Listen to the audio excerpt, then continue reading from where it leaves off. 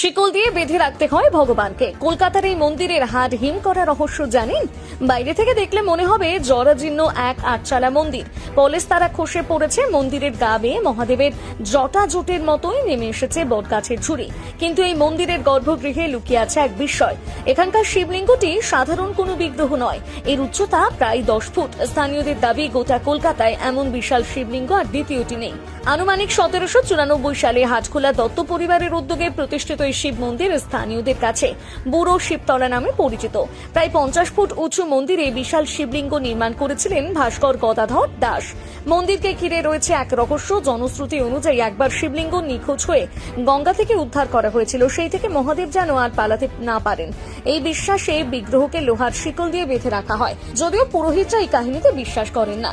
আরো একটি কৌতূহল হলো, ছোট দরজা দিয়ে কিভাবে এত বড় শিবলিঙ্গ মন্দিরে স্থাপন করা হলো। অনেকের মতে বিগ্রহ আগে থেকে